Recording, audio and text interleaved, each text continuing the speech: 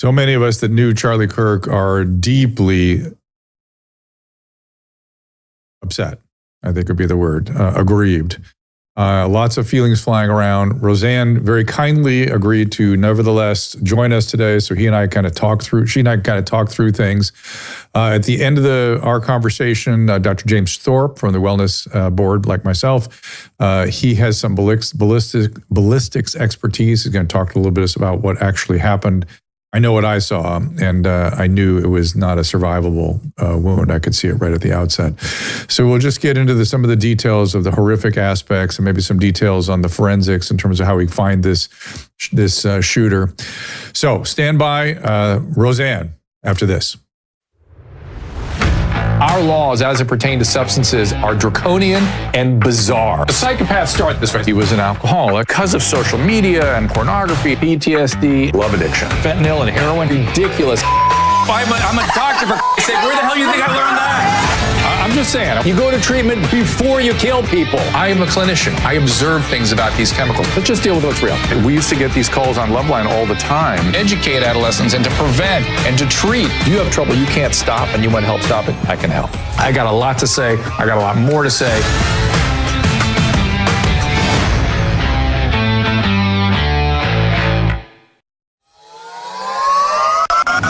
I've spent most of my career dealing with illnesses that shorten life, and now we have ways to extend it and extend wellness. I've been working with the team over at V-Shred to develop a product that has everything I want in a longevity supplement. NR Boost has nicotinamide riboside. You know, metal can rust. Well, your body behaves in a similar way. It's mediated through something called NAD. NAD falls as we age, so we're less able to fight off that oxidative process. We oxidize much like that metal. And NAD fights it, but nicotinamide riboside elevates NAD so we can push back on those oxidative stressors, improving health, improving longevity. The other product is Senosync, has fisetin, one of the key molecules to fight off zombie cells, and we've added resveratrol to that, which is a well-known anti-aging antioxidant again. I don't like supplements that have a ton of ingredients. To me, it suggests that none of it's working. When I prescribe a medication, I prescribe that medicine because I expect that to work. That is exactly what I've done with these products. And I want you to go to drdrew.com/vshredmd for 10% off. Again, that is drdrew.com/vshredmd. Roseanne Barr is one of those public figures who is identified much like Cher or Madonna with merely her name, Roseanne. The Roseanne Barr podcast is on Rumble. New episodes drop every Thursday. Obviously, she's been in television and comedy for 4 decades. And she's been speaking her mind lately. You can follow her on roseannebarr.com. Roseanne is ROSEANNE. Roseanne Barr on Rumble. The X is The Real Roseanne. YouTube, Roseanne Barr. Roseanne, thank you for being here and welcome on this tough day. Yeah, thanks. Thanks for inviting me on to talk about this horrible thing. And I'm glad to be here.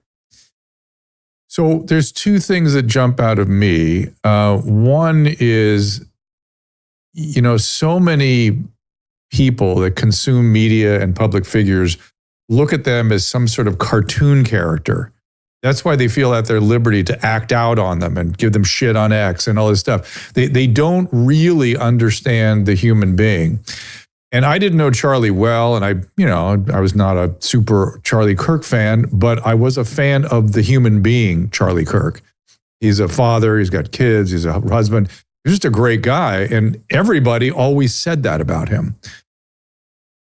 What do you remember? I was a big fan of Charlie Kirk, a self-made intellectual, which I really, really admire. Somebody who isn't what's the word, Jake, when they're brainwashed? Formally educated?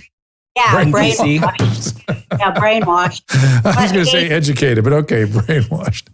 Yeah, indoctrinated, yes. Formally indoctrinated. But he did manage to find a lot of intelligence and truth, and he stood for that. He stood for historical truth, and for himself, for his own spiritual truth, and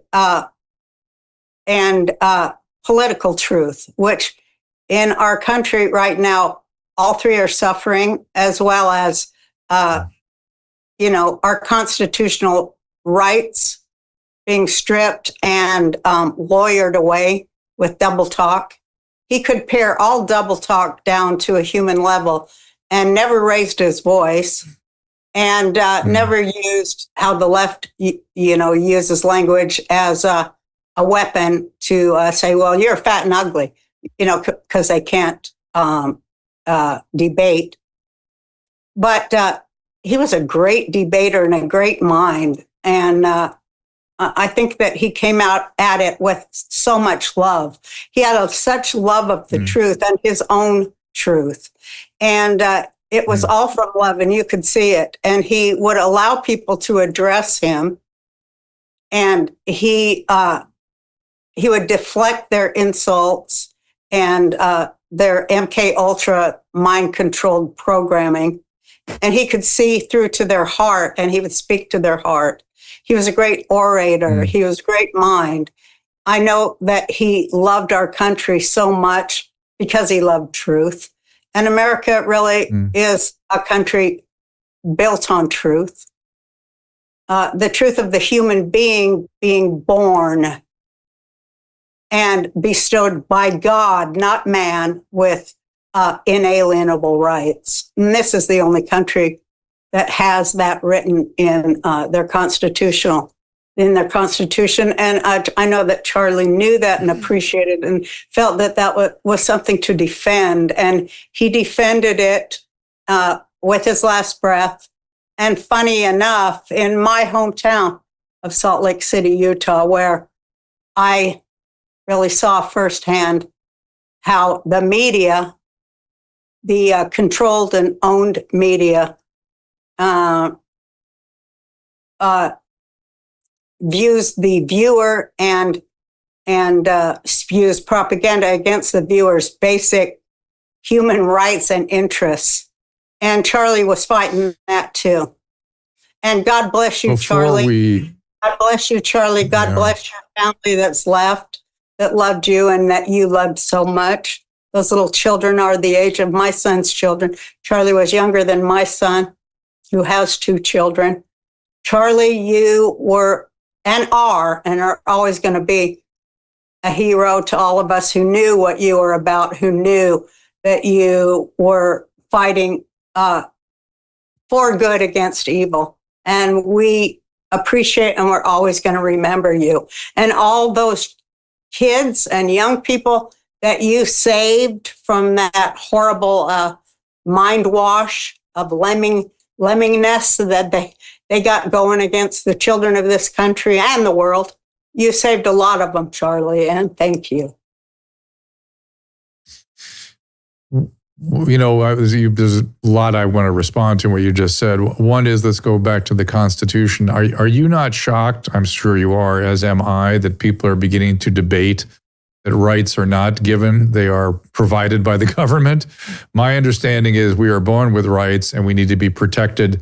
Those rights need to be protected from the government. That's correct. That's what America stands for. We aren't going to let any little tyrant, any little Hitlers to come in here, or any, whatever they're called, religious icons come in and take the rights of women away. We're not letting that happen. Not here in America. It's not going to happen. And Charlie knew that too and spoke of it often. So, I loved him.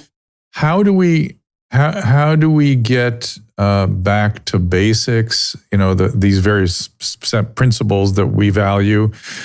And is there some way that his death is not in vain? There's no way that his death was in vain. And I know it's too early. It's probably too early and probably not in the greatest of taste. But what the hell, Dr. Drew? I've never been known for good taste or good timing. In some things I have been. In my joke telling, I got good timing. But, they created a martyr. They created an RFK Jr. for us. And as horrible as that sounds, and a JFK Jr. too. and a Martin Luther King. He wasn't afraid to talk about race and how it is MK Ultra used against us so that we, I don't know how we got into getting judges in place that release rapists because of their color over and over and over on the streets, who've committed, rape many, many times against even children, but they get let out.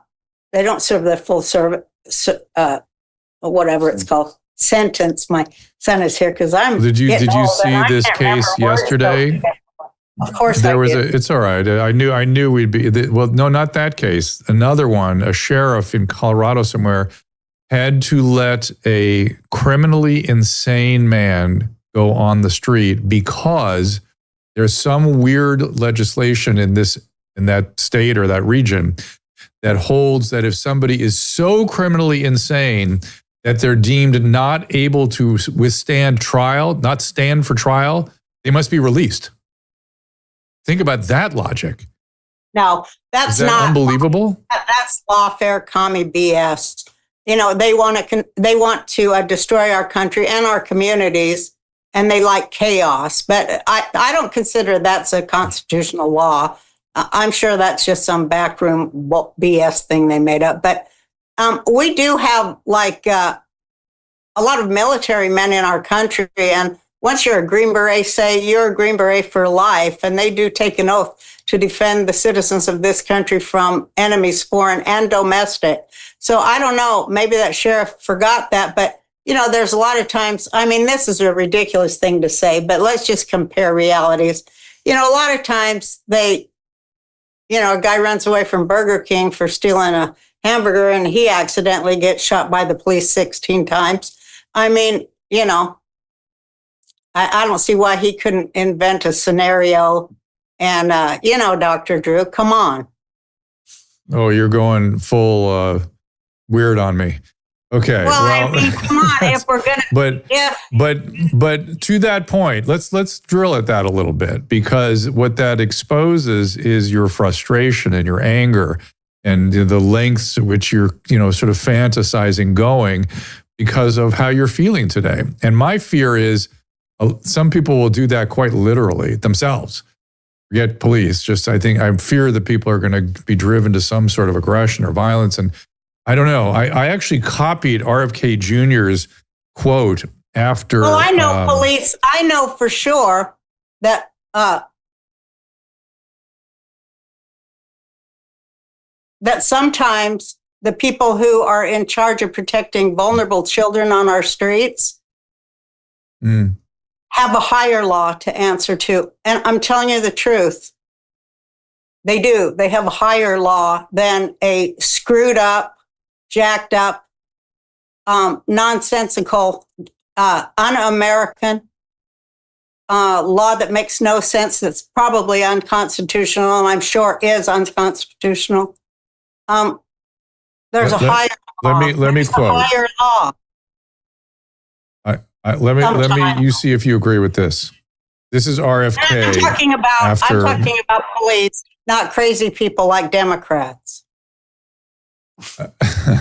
There's, again, a lot packed into your comments. This is RFK after Martin Luther King was shot. Ready? Aeschylus once wrote, "Even in our sleep, pain which we cannot forget falls drop by drop upon the heart, until in our own despair, against our will, comes wisdom through awful grace of God." What we need in the United States is not division, not hatred. What we need in the United States is not violence and lawlessness, but wisdom and love and compassion and a feeling of justice towards those who still suffer, whether they be white or whether they be black. So say a prayer is really what he asked for. And that averted a lot of aggression and violence. That was RFK. Yeah. Do you respond to it? I want to say a prayer too. I want to say a prayer that America deeply wakes up and sees the danger right in front of its face and stop turning from it and stop ignoring it and stop justifying it and not facing it as it blankets us everywhere. I think that's the danger of platitudes in a time when darkness is ready to cover all of us over. We're in that time. Before didn't you tell me once that there was a eclipse or a confluence or something was coming? Is that right around now? Yeah, that's the Star of Jacob on September 27th. Oh, interesting. Well, it's my question. Okay. Yeah. We just had the blood moon eclipse 2 days ago. Yeah. Go ahead. That too. But I look at things differently than most people. I mean, you have to give me that. And I see that we are in a war, and it's a big spiritual war.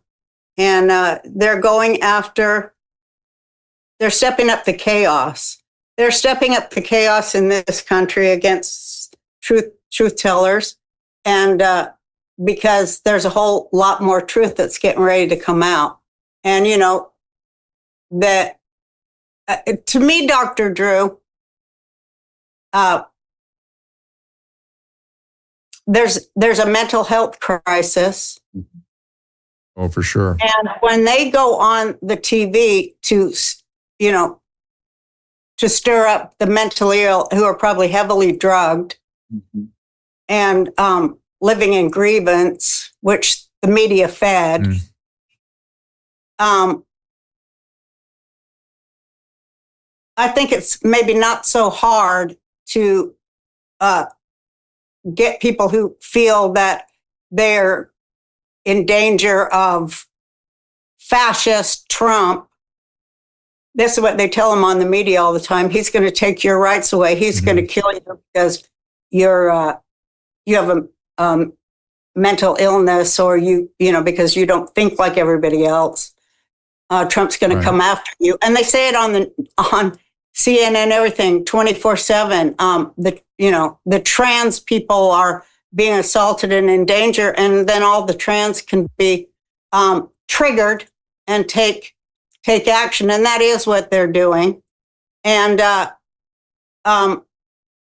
just the other day, Van Jones going on there and saying it's racist to talk about mentally ill Black people killing white women, which has happened a lot in this country recently, but they cover it up. And the one they covered up in San Francisco on the media, which is the enemy of the people, the one they covered up there, they called the guy a dark white-skinned person because they really want a race war. It's actually a class war, but they call it a race war because that's what a color revolution is. And these people really are out and out communists. So, they want blood and they rejoice over blood, to draw blood. And you can see it on Twitter. They're rejoicing that our Charlie was murdered. They really hate free speech. They hate the free speech of people who like America and people who like God and the Bible. And they just hate that. People who want to make better of themselves, they hate that because they really like sharing other people's stuff. They're committed to that. And taking money from the government, which they don't have to work for. That is a pretty sweet revolution on its face, but you know what? It always ends in mass starvation. But they never think. They just read your history. Well, they don't read history. That's why they're so in love with the Palestine lie. That is a big ass lie, and it's fed down our throat by all the media debaters, which are really just shills. Let me go back to your comment about media. But the media, I want to stay with that because I actually agree with her. Before the mics heated up, you mentioned that really the problem is the media. That's the real problem. That's the enemy And of the people. I want you to tell us more about that. Yeah, it's weird though. I mean, so they would say, "Oh, we're a minority voice because everyone listens to Joe Rogan and Roseanne and goes to Fox News and stuff." But I don't think they take into account that they have control over the elites. They have control over the New York Times, the Atlantic, all the networks. It adds up to quite a powerful force, does it not? Well, they own our whole country. They own all of our media. And they bamboozle and hoodwink us as to who, I'll talk about that. But where's my dang ashtray, Jake? Right in front of you? Oh, damn. Hey, get on it, buddy. Come on, man. Thank God for my son. He's my CIA handler. But I've seen it. You forget. I was on your show and I visited your house. I know. I was. Oh my God. I called my daughter yesterday. Say, what day were you born again? I mean, what mother doesn't? Anyway. But yeah. Now here's what happened. Our country. I mean, okay. I'll just go into the MK Ultra thing. Yeah.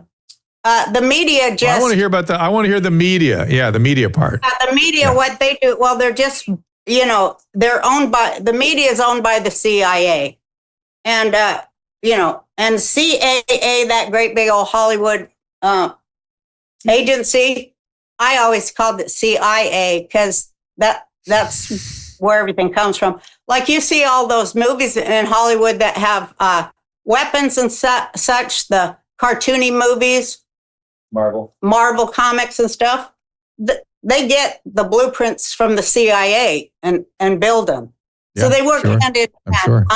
Yeah, and it's all. I'm sure. I'm sure. All the newspapers, all the radio and TV, they get their talking points from the CIA at a 4 a.m. drop so that they can develop it into fake news stories. And that's why if you look at the cross section of newscasters across the country on every channel, they're all saying the very same thing. This is a threat to our democracy. Right. It's by rote. Right. No journalists. There are no journalists. It's by computer AI. They get a script and they read it. And the purpose of it is to dupe the American people and never to tell them the truth, but keep them fighting each other so that we never collectively get together and point the finger of blame upward where it belongs to the manipulators and the people who are in charge. And who are those people? Why, they are the people that are in Qatar that bought our government when Obama came in. It's the Muslim Brotherhood. That's why I got fired, because I said it. The Muslim Brotherhood of Qatar, and Obama is, if not their president, then their king. And he brought that to America. Do you think it was wrong? Think it was wrong for Trump to be conciliatory towards Qatar after Israeli bombed them? No, Trump never does anything wrong. You better watch what you say to. I'm sorry. Well, I know. It makes my interview much easier. Everybody was mad at Trump going over there to Qatar and saying all this. What is he doing? He's going over there and getting with Qatar and this and that. I said, you don't get it. Just wait. Please Trump forgive him. For he not knoweth what he said. That's right. What was that from? One of his best ofs. Listen to what President Trump just said. In honor of Charlie Kirk, a truly great American patriot, I am ordering all American flights out the United States lowered to half-mast until Sunday evening at 6 p.m. Thank you, President Trump. A great honor for deserves it. But no, when he went over there to Qatar, I'm like, look at what this really means. This means Qatar is giving the assent to the Abrahamic Accords, which I named it that. As you know, I'm a nosy and busybody old Jewish woman that never ever stops. And I did give the name to what's his name? I can't remember his name, but I did go to thing. I go, you should name it the Abrahamic. Anyway. So when he went over there, let's examine that, Roseanne, because people don't really understand the common origin of the Abrahamic religions. The people don't know that. Well, because they're dumb as hell and they don't know anything about history or especially religious history, which I'm all into. Right. My whole life has been. She's right. I just love Judaic history. I'm a Jew, like you, Doctor. Okay. But anyway, so I love Jewish history, and I've always loved it. It's fascinating. It is the history of the Western world. So of course, that to me, that's the Abrahamic history, which includes all three Abrahamic religions. I'm not a chauvinist about it, Right? Because they're all interwoven. Anyway, I can't remember what we're talking about. Oh yeah, what are we talking about? The media. We were talking about the media, and you were talking about Trump and the half-mast, but I really want to hear more about the media, because I agree with you. They are out of control. But then they would point back at somebody at Charlie Kirk and go, he's inciting violence. He's inciting rape. How do we get people to respect free speech but not be hysterical? Well, there's a certain point where people are going to be hysterical if they are not allowed to speak long enough. They are going to get hysterical. And, you have to have free speech. And then you have to define free speech. And I think that's where we're at right now. We're having trouble defining what is free speech. Because, of course, there is a limit to it, as the Constitution points out. You can't go in a room and go, fire. You can't do that. That isn't free. That isn't free speech. That's inciting, chaos and, death, really. So, that isn't free. That's something beside free. And free speech is fantastic because people have to remember when they do speak freely, what that means is that your opposition has the right to freely speak back to you. And they don't like that on the left. They think free speech is them coming out. We're wanting we want all the people who don't agree with us dead. They don't deserve to live and they must die. And then when the opposition comes in and goes, you are wrong and you're a fascist, they go, they're suppressing my free speech. Well, this is a quandary, and America has to look at it. And the people who say they defend free speech, the leftists, they're always on the wrong side of it. And people have to see it. We're in the age where we have to actually witness what is going on right in front of our face. And we seem to have a lot of trouble doing that because we never, ever see it reflected on the media. Now, you say people watch, people don't watch me. They don't watch what I say on my podcast. They watch a lot of other podcasts that don't talk about this. But, I don't really talk about space aliens and crap like that. And I don't get with a bunch of guys and verbally jack off. I talk about MK Ultra mind control on the media. And, people don't want to hear it. They just don't, because they don't want to see what's right in front of their face, because are they so afraid or just so conditioned or just victimized? Well, you know what it is? I wholly believe what you were saying about the persuasion tactics. So, by the way, you didn't used to smoke so much. What's going on here? Are you okay? I challenged. None of my business. I worry about you. I challenged you on my last show where I did your thing of the wellness thing. I go, Dr. Drew, you better. I want you to come up with a formula to help me quit smoking. I'm challenging you. It's all up to you. Vaping nicotine really helps. That's always the number one way people get off cigarettes. And nicotine is not the problem. It's the addictive component, but the tobacco is the problem. So vape nicotine. Jake, get on that a little bit. See if you can switch her over to that. Then we'll talk about how to get her off that. Use up your bones and your teeth, though. We need cattle prods, is where we're at, to be honest. Yeah. So listen, I want to respond to what you said about MK Ultra and the media.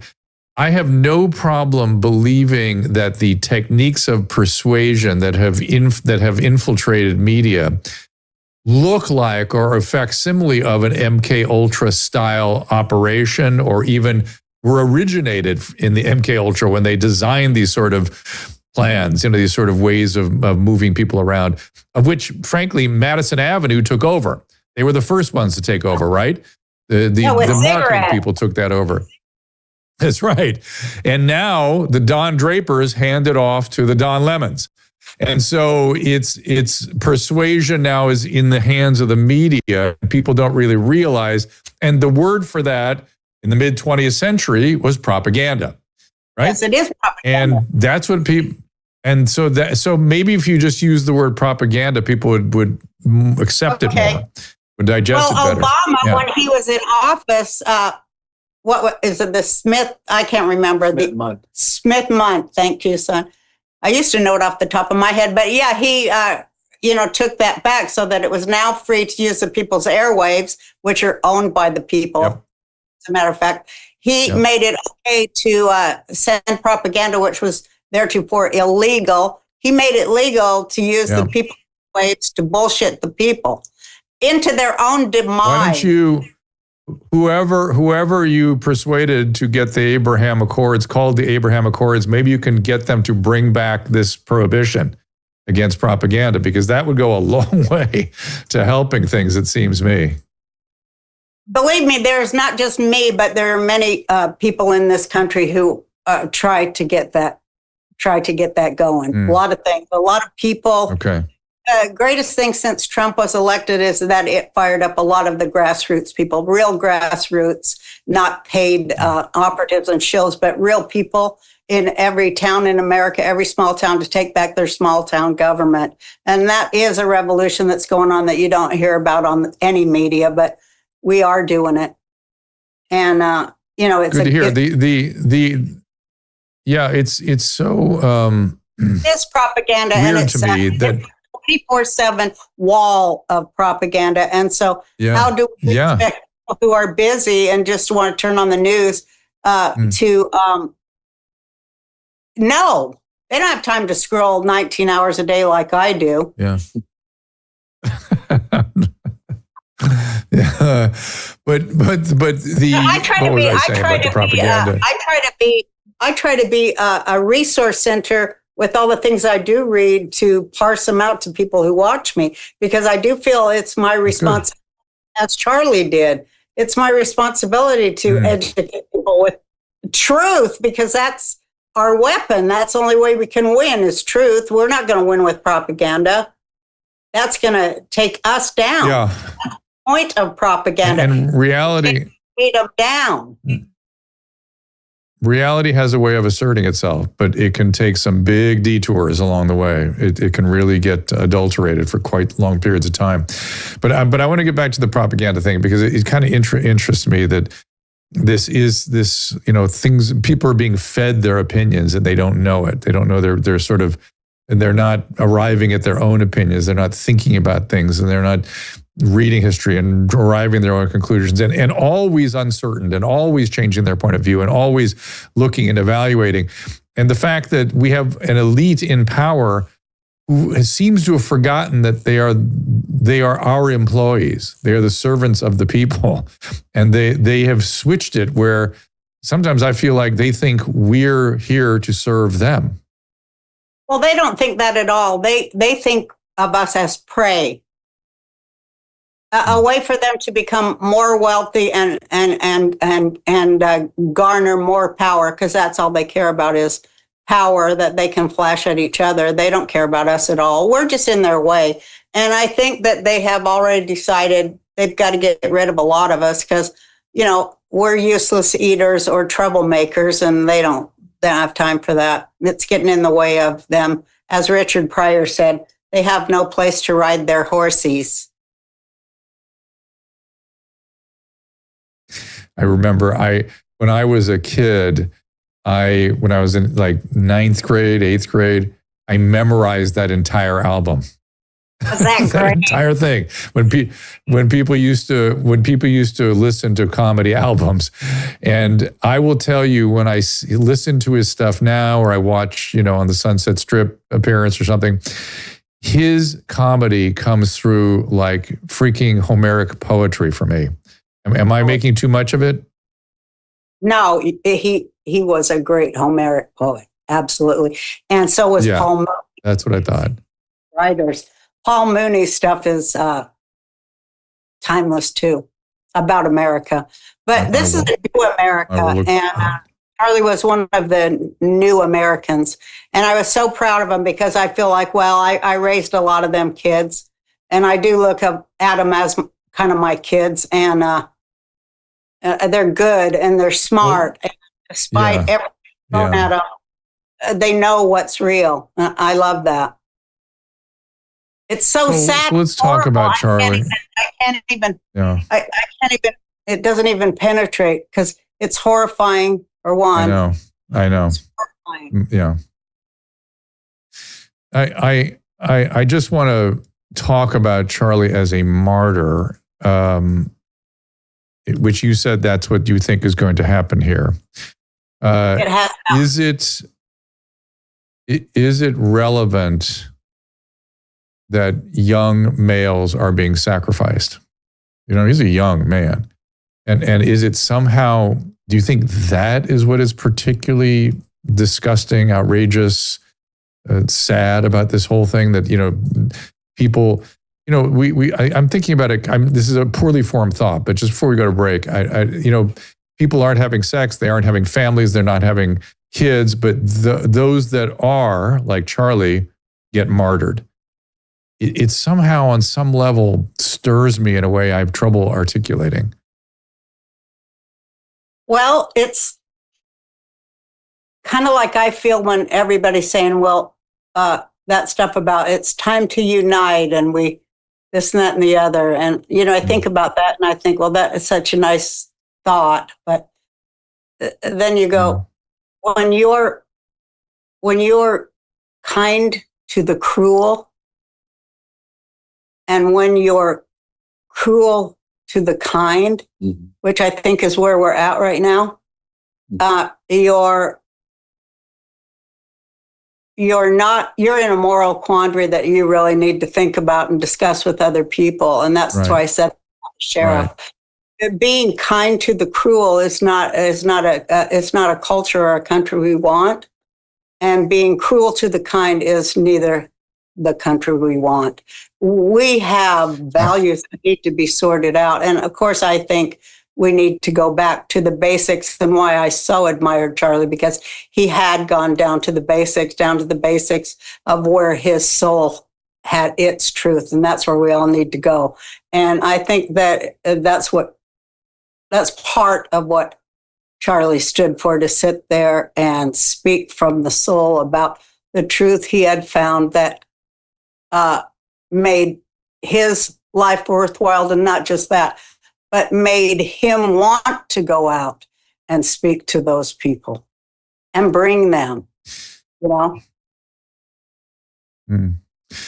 I have to take a little break here. The strength of character that we all hope for. Yeah, let's take a break. Yeah, character is a word that we need to re-enter the common daily lexicon, the assessing people's character, talking about people's character. But I'm not going to keep you too much longer, but after the break, I want to do a couple minutes on the tragedy with the Ukrainian girl on the train, the murder there, and again, another young person sacrificed to the excesses of our current time. We'll be right back. The Roseanne, don't go away. I'm excited to bring you a new product, a new supplement, Fatty. I take it, I make Susan take it, my whole family takes it.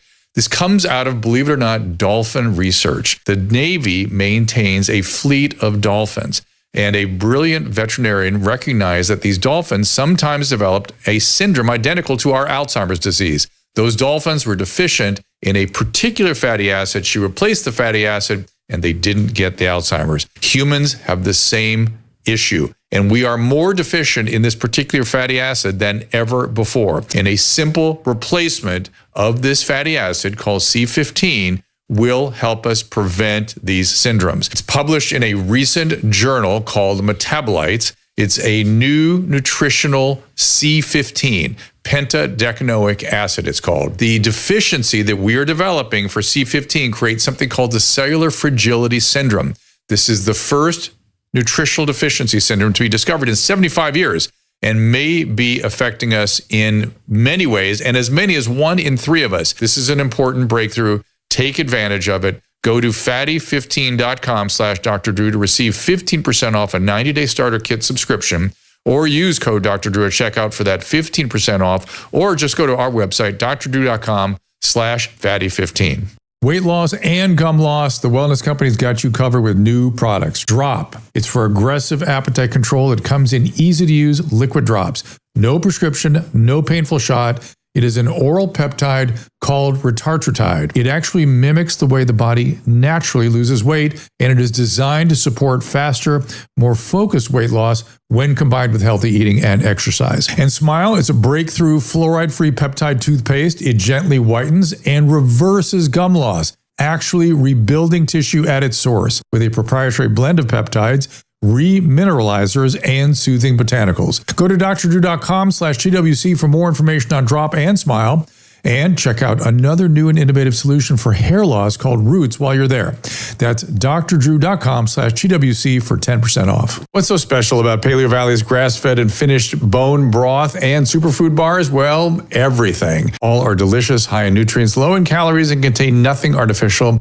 Co-founder Autumn Smith on what goes into every superfood bar. So we have bone broth protein powder, and then we've added other superfoods, cashew butter, we have spirulina in there, acerola, broccoli powder, kale, blueberries. And so it really is kind of just an infusion of superfoods with every bite. And then there's the extraordinary bone broth protein made with an ancestral approach that boosts our collagen intake. Collagen is something that's gone by the wayside in our modern diet because we don't eat nose to tail anymore, but it was something we ate a lot of, and it has so many benefits. So if you have sagging skin, joint pain, gut issues, your decreased bone mineral density, slow to heal your wounds, slow recovery, these are all things that collagen can dramatically improve. If we're not giving our body the building blocks to produce it, we just age more rapidly. It also improves sleep, improves blood sugar control. So it's essentially like the Swiss Army knife of healthy aging. Like I said, Paleo Valley's bone broth is something special. Make Paleo Valley part of your longevity regimen. Go to drdrew.com/Paleo Valley for 20% off when you subscribe and 15% off your first order. That is drdrew.com/Paleo Valley. That's brilliant. And thank you, Drew. Where's Dr. Drew? Where is he? Dr. Drew. Dr. Drew.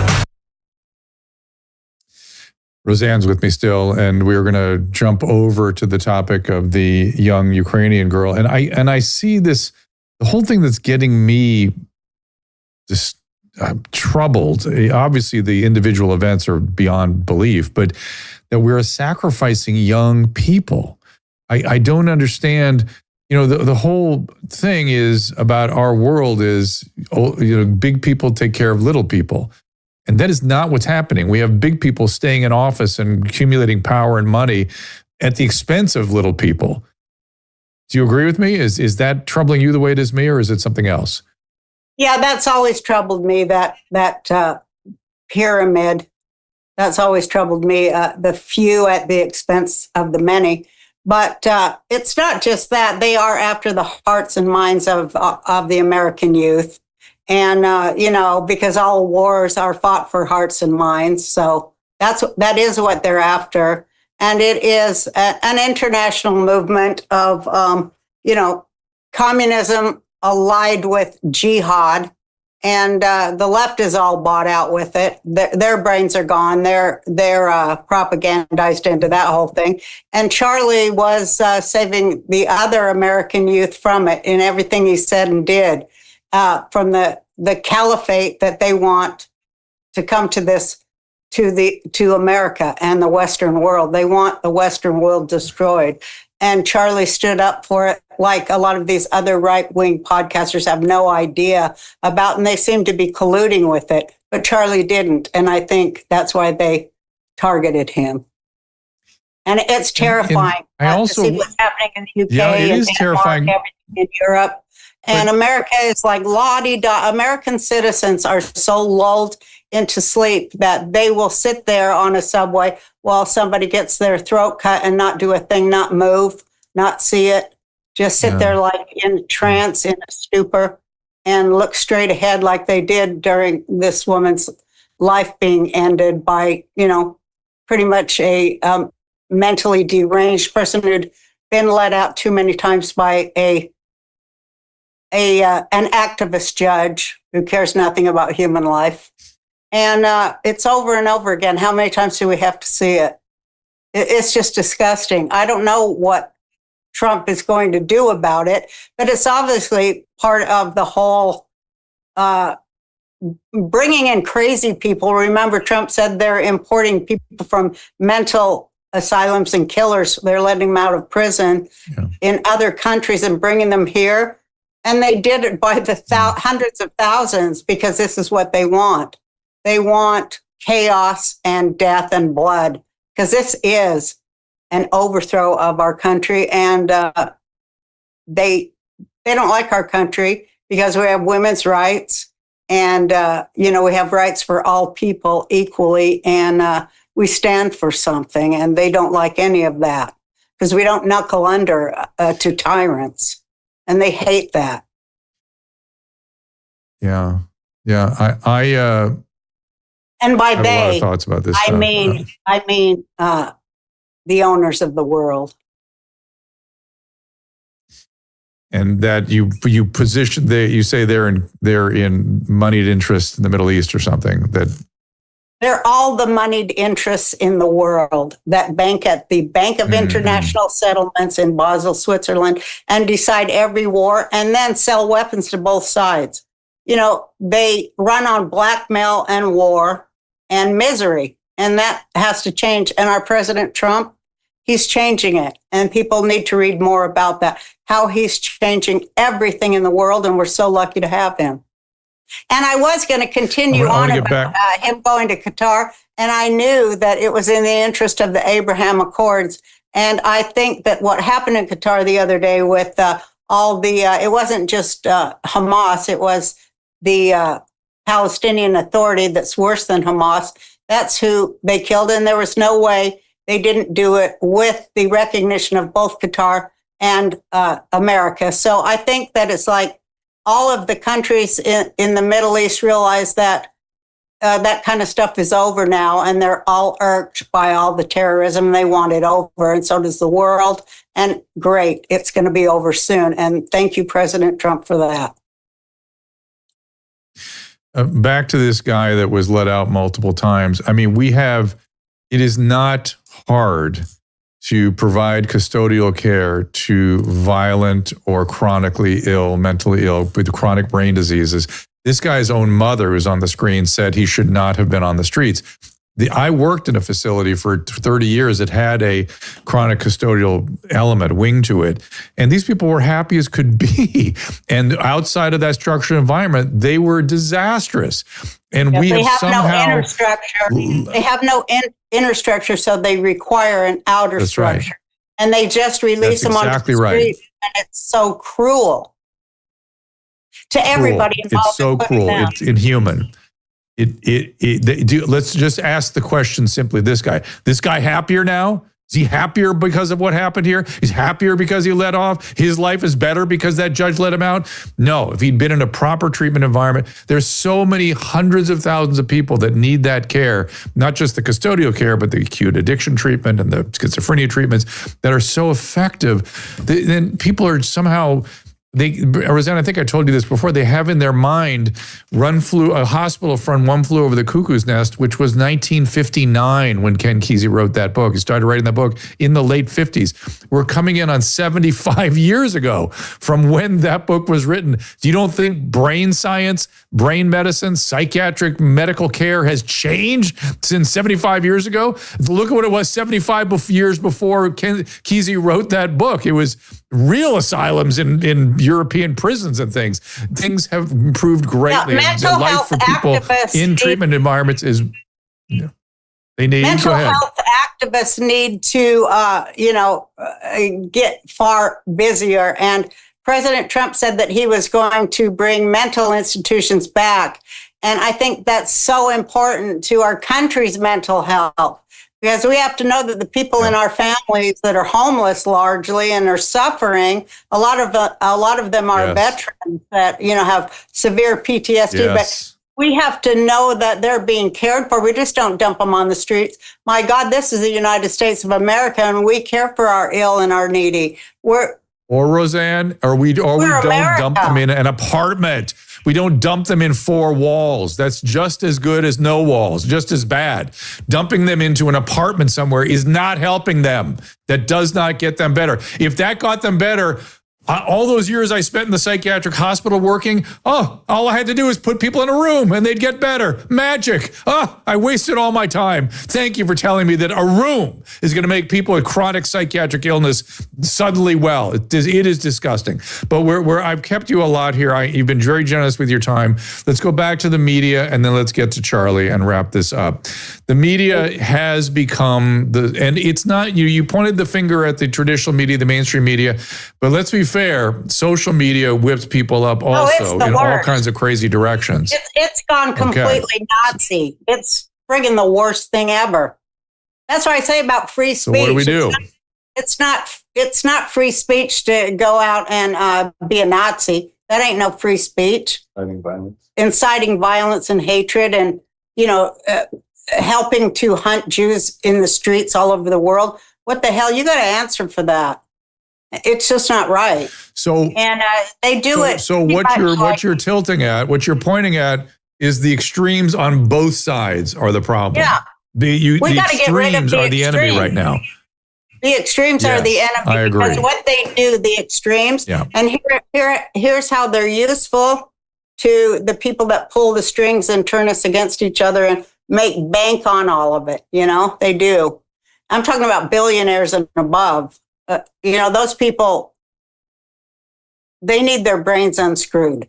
And I've seen a lot of them get unscrewed too. So it's not hopeless that they could rejoin the human race. But what they do is, it's all media campaign. It's marketing. But they use the two extremes as the voices of the media. And what they do there is marginalize the vast middle. And America is the country of the vast middle. And the middle is, is the, whatever it is, I can't think of the word, but when the two extremes become, what's the word? Not rectified, but I can't think of the word anymore. But anyway, but the middle is us. The middle is everybody. The middle is just the average person who wants to be left alone. Yeah, just the average Main Street American whose views run according to data. They used to run middle left, but now they run middle right because it was necessary. It went too far left. So now it corrects itself by going middle right. That's the vast middle, and that's why everybody voted for Trump, right? But these two extremes marginalize the truth because they're like, okay, everybody's any sex they want to be, and we have the right to destroy a country we don't like. Of course, there's only one country on earth we're going to destroy, and that happens to be one our religion don't agree with. I mean, it's just huge. And we have to find our way out of it because we won't survive it if we don't. And we find our way out of it with words, with debate, with, intelligent conversation. Speech. Back to speech. Real free speech. Back to speech. Which is about liberation of the mind, not closing it down. That's what Charlie stood. And that's what Charlie stood. I love that. And I love Charlie. Charlie, we're never going to forget you. So let's wrap up with your thoughts on Charlie, because I'm filled with sadness and discontent because of this. I don't have the words to describe how I feel, but it's not good. Give us just the last couple of minutes on your feelings about Charlie, your remembrances, and how you're going to proceed in his memory. Well, I'm going to talk about him more, and I'm going to talk about him a lot. And I think everybody should and remember him. Remember what he did. Remember what he said. Remember why. remember how he tried to knit us together with common sense. And that is, Thomas Paine's book, Common Sense. Remember that. Common sense. Remember that this country, read about the Amistad. That was a lawsuit brought by slaves to the Supreme Court of the United States, who ruled in their favor. Let's talk about that instead of all the horrors of slavery. Let's talk about how the United States ended it and moved on and grew and needs to create wealth in those communities instead of allowing communists to use them as human shields for their ideology. Let's move on. Let's embrace common sense, the vast middle where Americans live and where God Almighty likes us to go. Roseanne, I appreciate you being here. The shows drop on Thursday. So today is Wednesday. Tomorrow, do you know what you're talking about? Tomorrow? We moved Charlie? it to Friday. Oh, Friday. well, I was going to be talking about Tina Peters and, this fantastic Gold Star mom who made a sacrifice of taking a picture of the voting machines in Colorado. She was the county clerk, and it was her job to do that. She took a picture of the machine before and after the technicians serviced it, and for that she was sentenced to prison. And we are trying to petition her to be pardoned and released from prison, a Gold Star mom. And, we want to set this country right like it's supposed to be and out of the hands of crazy people who don't care about what it stands for, don't care about us, don't care about Roseanne, Charlie. I appreciate your thoughts today. And I appreciate, for those of you that are just joining in, Roseanne was very upset about Charlie Kirk and was contemplating not talking to you all, but I'm glad you decided otherwise, and I deeply appreciate it, Roseanne. So thank you for joining me. Get on that smoking thing, Dr. Drew. Thank you for having me. I'm gonna put Jake on. I got it. Okay. Thank you, Dr. Thank Drew. you. God bless you. See you guys soon. God bless you. Bye. So I'm just feeling weirdly like burdened by sadness. I guess it is the feeling I have. Right? Yeah, it's an odd feeling. It's very difficult to decide if you're going to do a show or, but I just felt like it was important for us to have her come on. And for sure. It was perfect timing for her. Today was her day. Yes.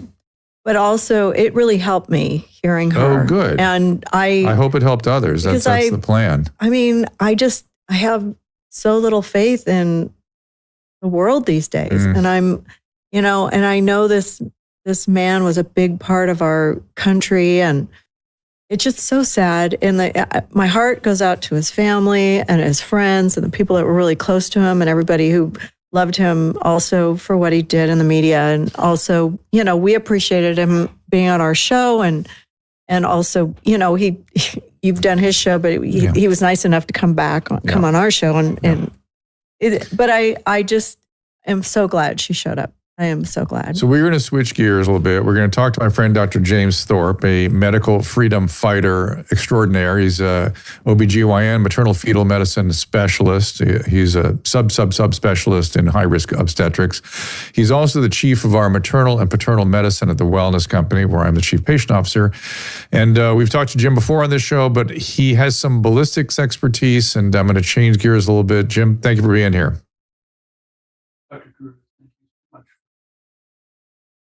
Ooh, I can't hear Dr. Thorp.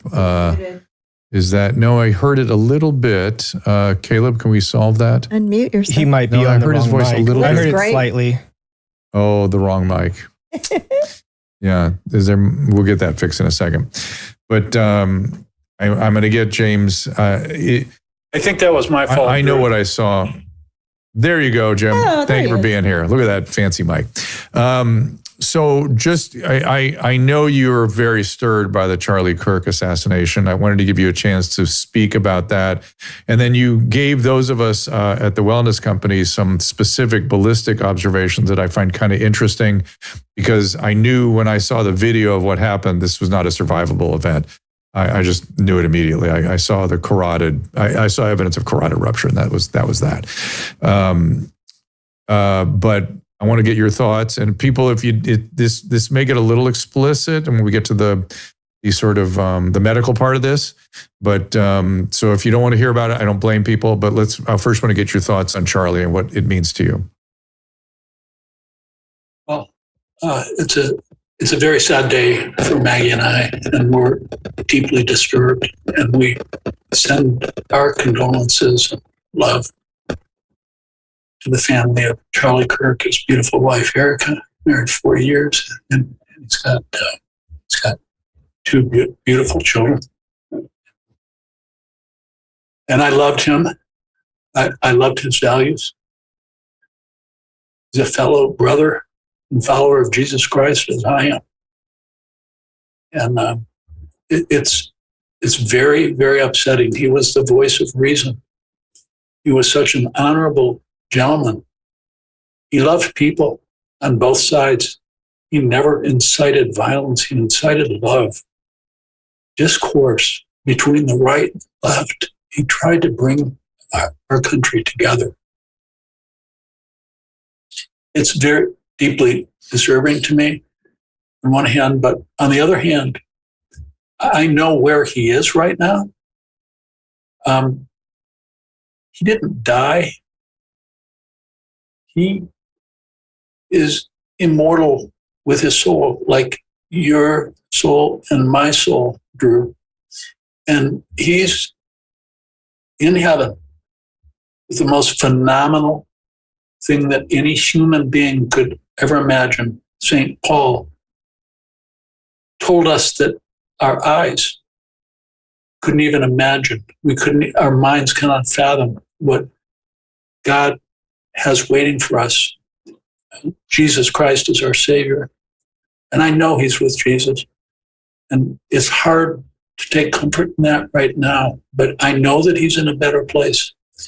And I look forward to being with him sometime and meeting him. He's an incredible man. Just a young man, 33 years old. I know. Crazy. Super crazy. That's what I was talking to Roseanne about, is this business of young people. We have not served young people well. We've not given them the financial and economic and political support that they need.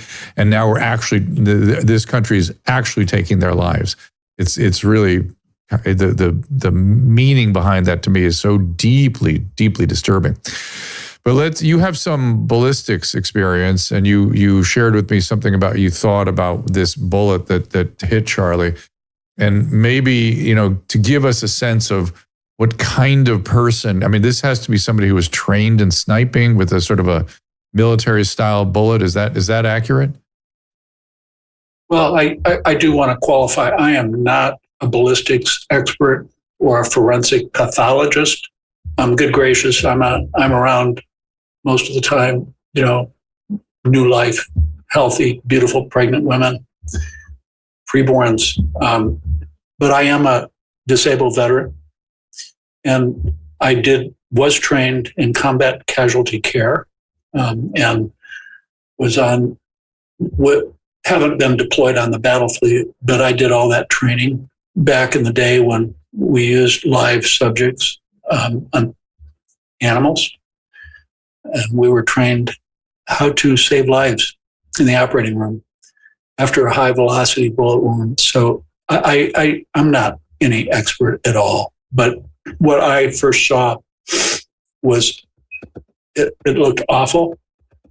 It appeared, I was praying, the bullet came right about here at the entry point. And a high velocity bullet is very different than a slower bullet, and it inflicts a very tiny entrance wound. Let's say if you take the thigh of a very large animal, in the military, before it was outlawed, we used sheep, and we kept them alive on the ventilators after they were inflicted with a wound in their bodies. And you could not see the entry wound very, very well at all because the round pierced the flesh of the animal, and it was very small, a centimeter or less. But as that bullet went in, a cone of shock wave way far outside of that small bullet wound caused devitalized tissue from the shock and the disruption of the capillary vessels. And by the time you got to the other side of the flank, you were looking at a massive hole, and we would have to go in and then debride that. And you could always tell, of course, which was devitalized tissue because it was dark. There was no blood, and you just had to cut that away until you get to vitalized tissue and you saw red blood. So it's a very, very damaging and this appeared to me, it had the characteristics of a high velocity round. And I was hoping that it just went in his neck and grazed him and caught the internal and external jugular veins, because we got some pretty graphic close-up shots of the blood coming out of his neck. Yeah. It was awful, but it looked like venous blood. It didn't look like arterial blood. So I was praying to Jesus that he would survive, that they could get him to the hospital quick enough, stop the bleeding, and resuscitate him. But that didn't happen. It's just horrible. We look at the violence. Just this year. It's just, Dr. Drew, it's so out of control. It's almost like I'm reading the Olivet Discourse in Matthew chapter 24, where Jesus describes the end time. It's awful. Love would go away. Hatred, violence, lawlessness, war, killing. Just this year, according to Wikipedia, there's been 309 mass killings or shootings. 309 just in 2025. Crazy. And so they accordingly described a mass shooting, mass killing as greater 4 or more people shot and killed or injured. Mm-hmm. It's stunning. And yes. Charlie Kirk was such a man of faith. He gave me so much hope for children that are younger than my children. And my youngest daughter is 39. He was 31, and is such a beacon of hope and love. And it's devastating to me because he had so much to offer his generation. And it gets dark when you start thinking that, okay, the really people way over on this liberal progressive side, it seems to me like they're programming these people to hate and to kill. I mean, this poor Irina Zaritska, my Lord in heaven, she was a refugee from Ukraine getting away from a war. And she comes here and gets brutally, I'm going to say, executed on the altar of the progressive liberal DEI platforms with this crazy individual. I mean, I know you showed pictures of her with Roseanne Barr. I mean, this was a beautiful young woman with her whole life in front of her. She just wanted to get away from violence and war. And she comes to the United States of America and literally gets executed on the altar of Satan. Well, it's again, this man's own mother was saying he should have been in a custodial care environment. And that's my focus on all of this, that they are not taking care of people. Is that man who Or he stabbed should her? have been in jail. Is he happier now because he was let out? Is his life going to be better now? No, it's of course they sacrifice him too. They sacrifice him as well. But Jim, I got to kind of wrap things up. I just wanted to spend a few minutes with you. I knew you'd have some very strong feelings about this, and I appreciate the little talk about the injury because everyone saw that video, and I just want to. I haven't looked. I won't look. Don't if you haven't. It is not. I won't look at either of the videos, but I've seen glimpses of it. It's enough. It's wild. And you're watching somebody getting killed on all that. 2 people. Yeah. This week within. And it was, it kind of reminds me of kind of the JFK film, that kind of, the Zapruder tape. And it's kind of how graphic and disturbing it is. What's that, Caleb? If I could ask a question, I know a lot of people have been asking the same one. I'm not going to show the video, but if people have seen the video, then you notice that he jumps up, stabs her a bunch of times, and then she kind of sits there for a few seconds, almost like moving around, looking around, and then falls over. And can you explain kind of what was happening in that scene? What was going on with her, and why did she seem like conscious for a short time? I will give it a shot, which is that when people use a really sharp knife, you don't really feel it. You may not feel a thing. And he probably punctured a major artery in her chest, and you very quickly lose consciousness. Your chest fills with blood, and you don't feel anything except unconscious. And if you notice, she had her hands to her mouth, like looking around. She saw blood. The only thing she registered was blood on her blouse. And then boom, over. Jim, anything else you think?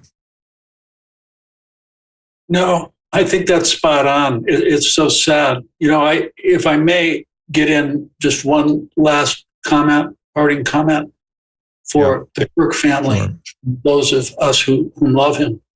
Just 2 hours, I think, before his death, he posted a Bible verse. It was almost prophetic for us and for his family. And that Bible verse was Psalm 46, verse 1. God is our refuge and our strength, a very present help in trouble. And we need to focus on that. And I pray for God's blessing and protection of the Kirk family, their extended family. I agree with you. Jim, thank you so much. You and I will see each other very soon. Thanks for having me on, Drew. You bet. So, a very challenging day, a challenging show, challenging time. Let's talk about tomorrow a little bit, if you guys don't mind. It's making me cry. Those of you who are, what's that? It's making me cry. Those of you that are new to us, we had a lot of people watching today. We are here Tuesday, Wednesday, and Thursday at 3 o'clock. Douglas Mackey, who's been making some interesting posts, and Nick Hulsher, who is Peter McCullough's research limb, bringing some new data to us. Next week, Zach Levi, Batya Ungar Sargon, and Joe Latipo coming the following week, Jessica Rose, JP Sears. We got a lot of people coming our way.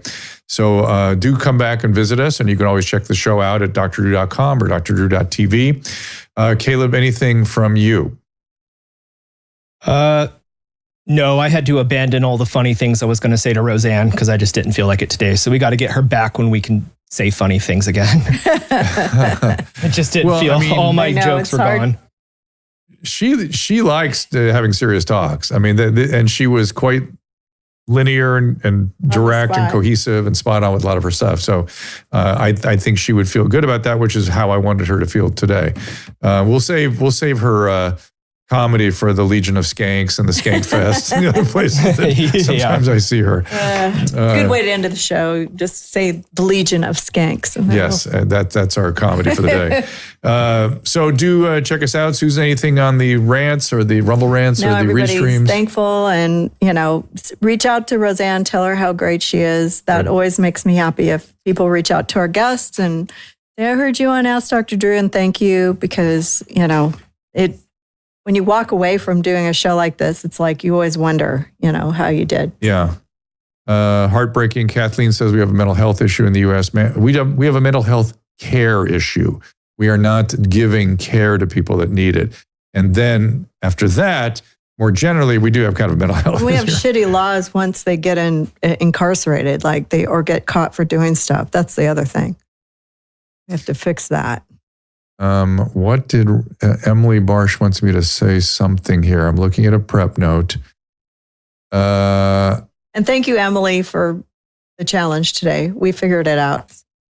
And thank you, Dr. Thorp. That was uplifting. I needed that. Yes, I thought he'd be a nice little addition to this conversation. Emily Barsh, I'm not Reach out to him clearly getting your direction here on tomorrow.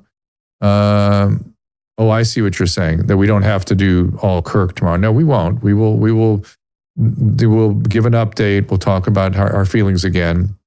And then we'll talk to Nick Hulsher and Douglas Mackey. And there's a lot still going on. So I think we're going to be talking about Charlie Kirk for a long time. Yeah, I think it's going to have the opposite effect. It's going to be big. It's just he's a martyr now. As Roseanne said, that he's a martyr, and we need to. And the fact that we all had to watch it collectively, I think, is what that piece is more powerful than I think people know. I mean, we almost saw that happen to Trump, and I was like, "Oh my God, thank Jesus that didn't happen." Correct, and this is what it would have looked like. It was close, and I don't know. I just thought people should make sense of what they were seeing. Also, that's why one of the things I wanted. I bet Trump has a little PTSD watching this. Possibly. Yeah. For his family, certainly. Oh boy. All right, everybody. A tough day. Thoughts are with you. Prayers to Charlie Kirk's family. I completely agree with that. And we'll see you tomorrow at 2:00. God bless. Ask Dr. Drew is produced by Caleb Nation and Susan Pinsky. As a reminder, the discussions here are not a substitute for medical care, diagnosis, or treatment. This show is intended for educational and informational purposes only.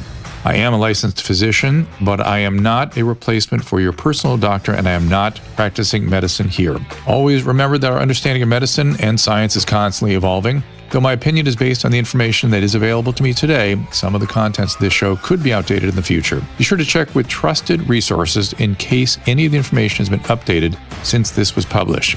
If you or someone you know is in immediate danger, don't call me, call 911. If you're feeling hopeless or suicidal, call the National Suicide Prevention Lifeline at 800-273-8255. You can find more of my recommended organizations and helpful resources at drdrew.com/help.